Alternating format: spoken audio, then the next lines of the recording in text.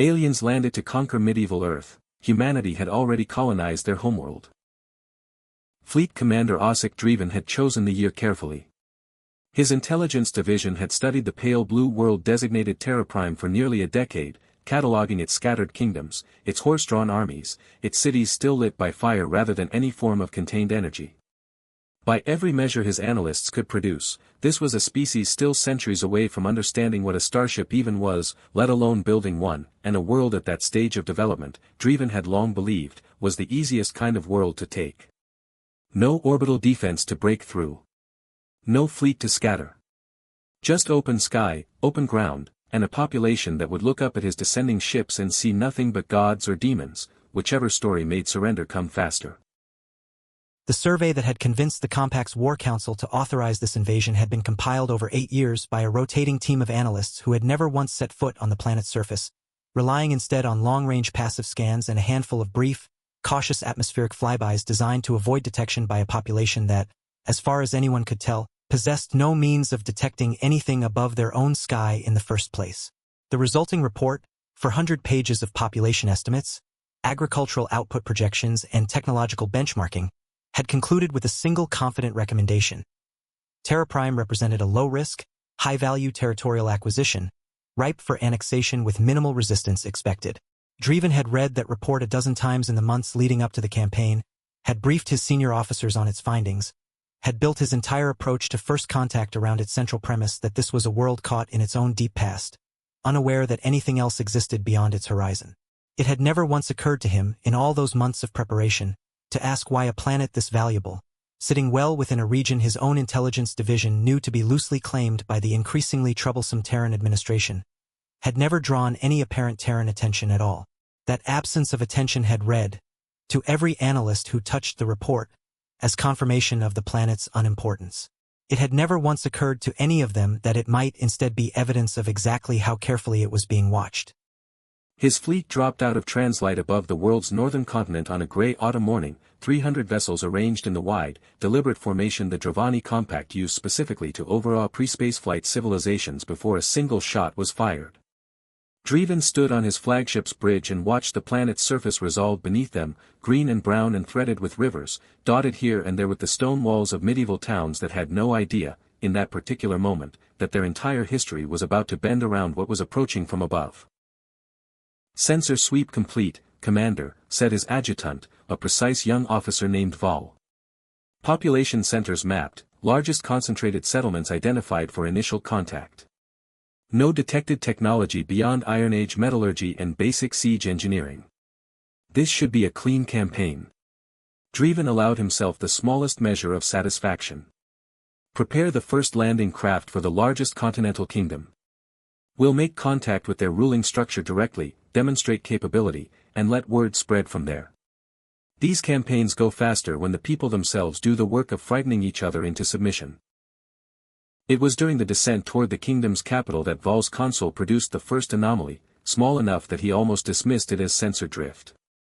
"Commander, I'm reading a structure 11 kilometers northeast of the capital that doesn't match any settlement pattern in our survey data. Geometric. Symmetrical. It wasn't there in the survey imagery from 4 years ago." "Ruins," Draeven said, not particularly concerned. "Old fortifications, most likely. Continue descent." Val was not so easily satisfied, and pulled the magnified imagery up on his own secondary console rather than let the matter drop entirely. The structure resolved, even at that distance, into something that troubled him in a way he couldn't immediately articulate, too regular to be a ruin, too clean-edged for anything built by hand tools, its geometry carrying the particular precision that Val associated with active infrastructure rather than abandoned stonework. He flagged the discrepancy in his log, quietly, without raising it to the commander a second time, telling himself it was simply an old watchtower foundation from some forgotten regional conflict, the kind of thing pre-spaceflight cultures built and then let nature slowly reclaim. He would remember, later, how easily he had talked himself out of the one detail that should have changed everything, and how thoroughly the survey report's confident conclusions had made that dismissal feel like the responsible choice rather than the convenient one. The landing craft touched down in a wide field a half-kilometer from the capital's outer walls, and Draeven himself led the first contact party down the ramp into cold autumn air that smelled of wood smoke and turned Earth, fully expecting the particular chaos of a medieval population encountering something entirely beyond their understanding for the first time. What he found instead, standing calmly at the edge of the field with the unhurried patience of people who had clearly been expecting visitors, was a small delegation of 6 figures in plain, practical clothing that bore no resemblance to the furs and homespun wool his survey teams had documented among the local population. Fleet Commander Draeven, the woman at the front of the delegation said, in flawless Dravani trade tongue, before he had said a single word. "We've been expecting someone from the compact eventually. Took you longer than we estimated, honestly." Draeven stood very still.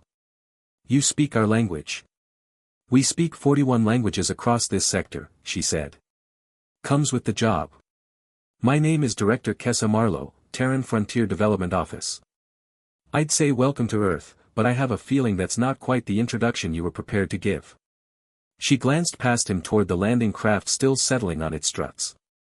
300 ships is a lot of firepower for a medieval kingdom, Commander. I'm curious what your survey teams told you about this planet before you decided that was the right number. Val's voice came through Draeven's earpiece, tight and urgent. "Commander, I need you to see something. That anomalous structure I flagged during descent, we're getting a full active sensor return off it now, and Commander, it's not ruins. It's an orbital tracking installation. Active, powered, and it's been reading our entire fleet formation since we dropped out of translite." Draeven kept his expression carefully neutral, though something cold had begun working its way through his chest. "You're telling me a species using Iron Age siege engineering also operates orbital tracking infrastructure?" Marlowe's expression carried something that wasn't quite amusement, though it was close. "Commander, I think there's been a fairly significant misunderstanding somewhere in your intelligence division, and I'd like to clear it up before this goes any further than it already has." She gestured toward the kingdom's distant capital walls, where torches burned along the battlements exactly as any medieval fortress might. "That city, and every city like it on this continent, is precisely what it looks like. Genuine medieval technology, genuine medieval culture, developed independently over the last 900 years by a Terran colonial population we relocated here deliberately, as part of a long-term cultural preservation initiative. What your survey teams found when they studied this world was real. It just wasn't the whole picture, because you were looking at a heritage settlement zone and assuming it was the entire civilization." "A heritage settlement," Draeven repeated slowly. "We have almost 400 worlds under Terran administration across this sector, Commander," Marlowe said. "A number of them are set aside specifically to let human populations live out cultural and historical lifeways that industrialization elsewhere erased centuries ago. This world is one of them. The people in that capital genuinely believe they're living in an unspoiled medieval kingdom, and in every way that matters to their daily lives, they are. What they don't know, and don't need to know, is that this entire planet sits inside a full Terran defense perimeter, monitored continuously, with a standing garrison fleet holding position exactly 4 light hours out specifically to intercept anyone who mistakes this world's surface technology for its actual strategic status." Draeven's earpiece crackled again, Val's voice climbing rapidly toward panic. "Commander, I have multiple new contacts. Translite signatures, 17 of them, converging on our position from outside the system. They were holding at the edge of our sensor range this entire time. We never detected them." "That garrison fleet," Marlowe said, watching Draeven's face with the calm, unhurried attention of someone who had clearly delivered this exact conversation before, "has been sitting quietly at the edge of your sensor range since roughly 4 minutes after your fleet dropped out of translite above this planet. We don't generally interrupt a first contact scenario immediately, Commander. We like to give the other side a chance to figure out what they've actually walked into before anyone has to say it out loud." She folded her hands. "You have 300 ships. That garrison fleet has considerably more than that, and it has the advantage of already knowing exactly how many vessels you brought, exactly where they're positioned, and exactly how long it would take you to attempt a translite withdrawal from a standing start, because that tracking installation your officer just found has been feeding that data to them in real time since the moment you arrived." Draeven looked past Marlowe toward the medieval capital's distant walls, torchlight flickering along battlements that had, for the entirety of his approach, told him precisely the story his own intelligence division had wanted to hear: an easy world, a soft target, a civilization too primitive to resist. He thought of the years of careful survey work, the analysts who had built entire campaign projections on population centers that were, apparently, exactly as advertised and utterly irrelevant to the planet's actual defensive reality. "Why," he said finally, "would you leave a colony this valuable so lightly defended on the surface? Why let it look this vulnerable at all?"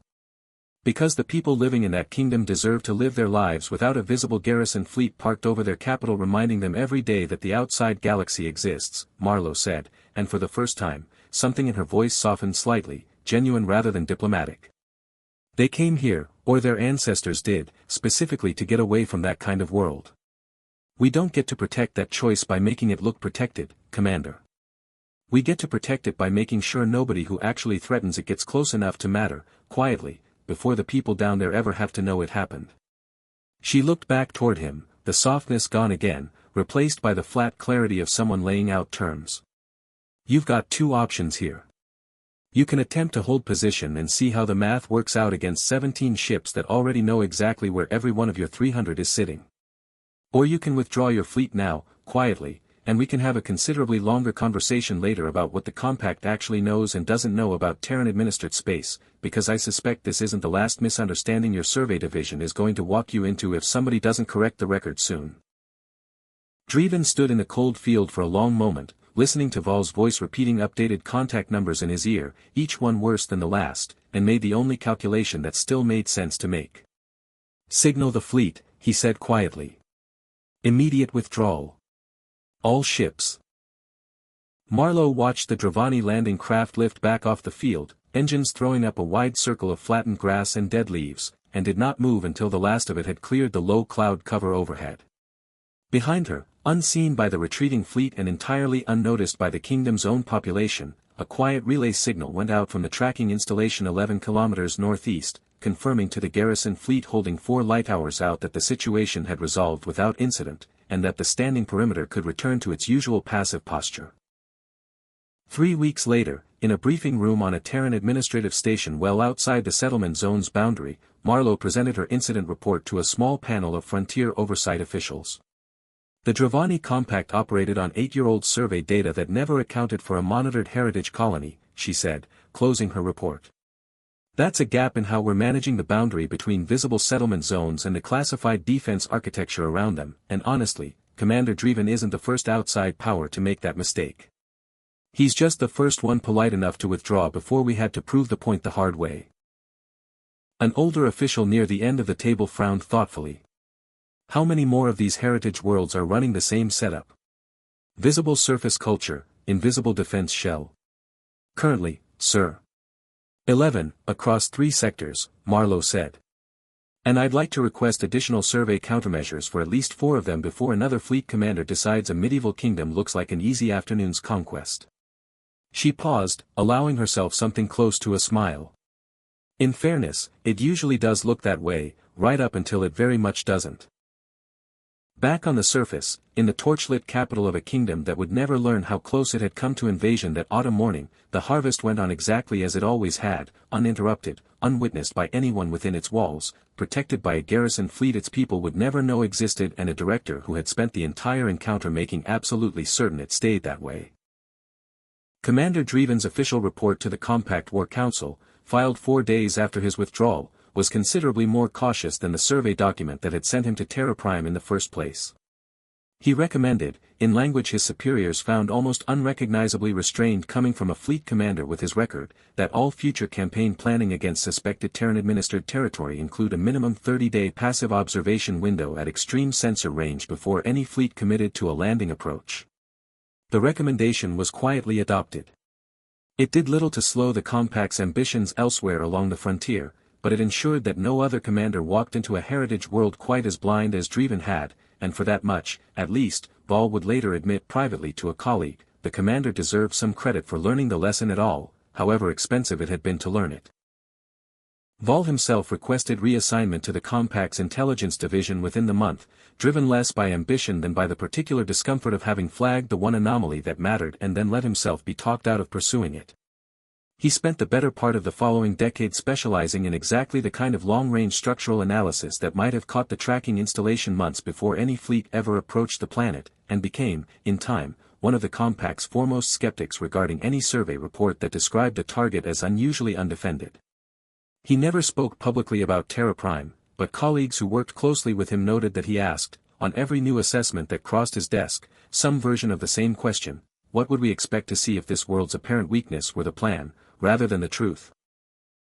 On the administrative station overseeing the settlement zone, Director Marlowe filed her own addendum to the incident report 6 months later, after quietly confirming through diplomatic backchannels that the Compact had, in fact, adopted more cautious survey protocols in the wake of Draeven's withdrawal. "Deterrence only works," she wrote, "if the party being deterred survives long enough to learn from it. We could have destroyed that fleet the moment it dropped out of translight above the capital, and it would have solved nothing beyond the immediate threat, because the next commander sent to study what happened would have learned only that we were dangerous, not that we were paying attention." Draeven walking away with his ships intact, and his assumptions in ruins, was worth considerably more to the long-term security of every heritage world in this sector than another wreck in a field would have been. The kingdom itself never learned any of it. The torches still burned along its battlements every night that winter, and the following spring, and for every season after that, exactly as they had for 900 years before a fleet from beyond the sky had briefly considered, and quietly reconsidered, whether this quiet corner of one very old planet might be worth the taking.